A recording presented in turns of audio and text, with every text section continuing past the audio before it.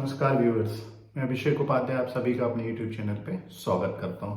दोस्तों, option selling को लेके हमने अपने चैनल पे एक नॉलेजेबल सीरीज चलाई हुई है, जिसके ऑलरेडी कई इंपॉर्टेंट वीडियोस हम जो है रिकॉर्ड कर चुके हैं। और आज एक और इम्पॉर्टेंट टॉपिक को, जो कि ऑप्शन सेलिंग में काफ़ी इंपॉर्टेंट है, उसको लेके हम चर्चा आपसे करने वाले हैं। सबसे पहले एक आपसे हम्बल रिक्वेस्ट कि अगर अभी तक आपने हमारे YouTube चैनल को सब्सक्राइब नहीं किया है तो सबसे पहले हमारे YouTube चैनल को सब्सक्राइब करें, साथ ही साथ बेल आइकन को प्रेस करें, क्योंकि उसी से आपको हमारे अगले वीडियो का नोटिफिकेशन मिलेगा। और दोस्तों, किसी भी नॉलेजेबल सीरीज में हर वीडियो अगर जब तक आप शुरू से अंत तक नहीं देखेंगे, आपको उस टॉपिक की सही समझ प्राप्त नहीं होगी। इसीलिए हर एक वीडियो को आप समझने की कोशिश करें। अभी जितने भी वीडियो हम थ्योरेटिकल एस्पेक्ट से बना रहे हैं, कोशिश कर रहे हैं कि आपको बेसिक स्ट्रेटजीज बताएं, चाहे डायरेक्शनल स्ट्रेटजीज हो, चाहे नॉन डायरेक्शनल स्ट्रेटजीज हो। ऑप्शन के बेसिक्स को लेके भी क्या गोल्डन फॉर्मूलेज रूल्स आपको याद रखना चाहिए, उसको लेके हमने वीडियो बनाया है। और आज के वीडियो में एक और इम्पॉर्टेंट टॉपिक, जो कि बहुत इंपॉर्टेंट होता है, ट्रेडिंग की भी बात करें या ऑप्शन सेलिंग की बात करें, तो दोस्तों आज के वीडियो में जो है हम रिस्क मैनेजमेंट की बात करने वाले हैं, ट्रेडिंग साइकोलॉजी की बात करने वाले हैं, ट्रेडिंग इमोशंस की बात करने वाले हैं। क्योंकि ट्रेडिंग अपने आप में एक रिस्की अफेयर है, और उसमें भी जब आप ऑप्शन सेलिंग करते हैं तो आपको सही रिस्क मैनेजमेंट सिस्टम फॉलो करना है। तो रिस्क मैनेजमेंट को भी हम कई वीडियो में आपको समझाएंगे।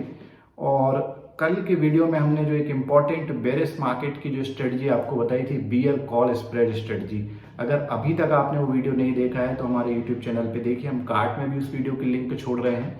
तो आपको समझ में आएगा कि डायरेक्शनल स्ट्रेटजी में ऑप्शन सेलिंग के माध्यम से कैसे आप बहुत अच्छा प्रॉफिट और रिटर्न अर्न कर सकते हैं। अब आज की वीडियो की शुरुआत करते हैं दोस्तों कि रिस्क मैनेजमेंट को आपको ऑप्शन सेलिंग में समझना काफी जरूरी है। और जब भी हम रिस्क मैनेजमेंट की बात करते हैं तो उसका सबसे इंपॉर्टेंट टूल है जो दोस्तों, वो होता है placing the stop loss. Stop loss आपके लिए एक ऐसा टूल है जो आपके लॉस को सीमित करता है, जिसका नाम इटसेल्फ इंडिकेट करता है कि जो आपके लॉस को स्टॉप करता हो, रोकता हो एक पॉइंट पे जाके, वो स्टॉप लॉस आपके ऑप्शन सेलिंग में काफी इंपॉर्टेंट रखता है। अब बात ये आती है कि ऑप्शन सेलिंग में जब हम स्टॉप लॉस रखते हैं तो उसके क्या क्या तरीके हो सकते हैं और किन किन तरीकों से लोग स्टॉप लॉस रखते हैं ऑप्शन सेलिंग में। तो दोस्तों, सबसे पहला तरीका यह है कि मान लीजिए आपने निफ्टी का ऑप्शन सेल किया हुआ है, जिसमें आपका 100 रुपीज का प्रीमियम है, चाहे कॉल ऑप्शन हो चाहे पुट ऑप्शन हो। अब जब 100 रुपए के प्रीमियम को आपने सेल किया है तो सबसे पहला तरीका स्टॉप लॉस लगाने का ये हो सकता है कि 25% से लेके 50% की रेंज में जो आपकी प्रीमियम है, अर्थात 100 रुपीज का 25% हुआ 25 रुपए और मैक्सिमम 50% हुआ 50 रुपीज।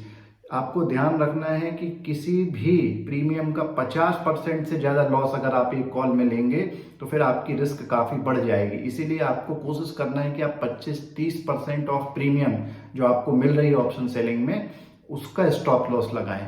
तो पहली विधि जो स्टॉप लॉस लगाने की ऑप्शन सेलिंग में है, वो डिपेंड करती है कि आपको कितना प्रीमियम मिल रहा है, और उसके 25 से 50% की रेंज में आप जो है स्टॉप लॉस लगा सकते हैं। दूसरा जो ट्रेडर्स फॉलो करते हैं वो ये होता है कि जो कैपिटल वो उस ऑप्शन स्ट्रेटजी में, ऑप्शन के ट्रेड में लगा रहे हैं, उसका 2 से 5% की रेंज में, 5% भी बहुत बड़ी हो जाती है, आपको कोशिश करना चाहिए कि 2 से 3% का स्टॉप लॉस जो कैपिटल आप लगा रहे हैं, उसका 2 से 3% से ज्यादा का स्टॉप लॉस आपको प्लेस नहीं करना है। तो दूसरी जो मेथड होती है ऑप्शन सेलिंग में स्टॉप लॉस लगाने की, वो होती है आपके कैपिटल के कुछ परसेंटेज के रूप में आप स्टॉप लॉस लगा सकते हैं। अब कुछ टेक्निकल मेथड्स की बात करते हैं, टेक्निकल इंडिकेटर्स, टेक्निकल चार्ट्स के माध्यम से आप कैसे स्टॉप लॉस प्लेस कर सकते हैं। तो तीसरी मेथड में जो आपको बता रहा हूं वो होती है कैंडल्स के लो और हाई, या कैंडल्स के जो कंजेशन जोन होते हैं, जिसके आधार पर सपोर्ट और रेसिस्टेंस बहुत सारे ट्रेडर्स निकालते हैं। तो सही सपोर्ट और रेसिस्टेंस निकाल के भी आप ऑप्शन सेलिंग के अपने ट्रेड में एक अच्छा स्टॉप लॉस रख सकते हैं। मान लीजिए कि अगर आपका व्यू बुलिश है और आप ऑप्शन सेलिंग में पुट सेल करके चल रहे हैं, तो जैसे ही नीचे के सपोर्ट जो हैं वो आपके स्टॉप लॉस का काम कर सकते हैं। इसी तरीके से अगर आपका व्यू बेरिश और आप ये मान के चल रहे हैं कि मार्केट नीचे आने वाला है, तो इस केस में आप कॉल सेल करके चलते हैं, ऊपर के जो रेसिस्टेंस है वो आपके स्टॉप लॉस का काम कर सकते हैं। तो कैंडल्स के लो हाई और उनके जो कंजेशन जोन होते हैं उसके हिसाब से स्टॉप लॉस लगाने की ये तीसरी मेथड होती है। चौथी मेथड ये होती है कि आप मूविंग एवरेजेस के हिसाब से भी स्टॉप लॉस डिसाइड कर सकते हैं। बहुत सारे ऐसे ऑप्शन सेलर्स होते हैं जो 8 दिन का, 10 दिन का या मैक्सिमम कई लोग 20 दिन का जो है मूविंग एवरेज का स्टॉप लॉस लेके चलते हैं। अब ये जो स्टॉप लॉस है ये सिंपल मूविंग एवरेज का भी बहुत सारे ट्रेडर्स लेके चलते हैं और एक्सपोनेंशियल मूविंग एवरेज का भी बहुत सारे ट्रेडर्स लेके चलते हैं। कई लोग वेटेड मूविंग एवरेज का भी लेके चलते हैं।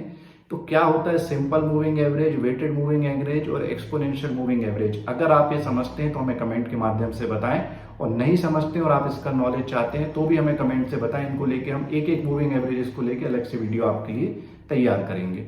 तो दोस्तों, मूविंग एवरेजेस के बाद में कई लोग वीबैप और कई लोग सुपर ट्रेंड के हिसाब से भी ऑप्शन सेलिंग में स्टॉप लॉसेस लगाते हैं। ये टेक्निकल इंडिकेटर्स होते हैं जिनके माध्यम से आप स्टॉप लॉस ऑप्शन सेलिंग में लगा सकते हैं। अगली जो मेथड होती है वो होती है ट्रेंड लाइन के हिसाब से भी आप स्टॉप लॉस ऑप्शन सेलिंग में सेट कर सकते हैं।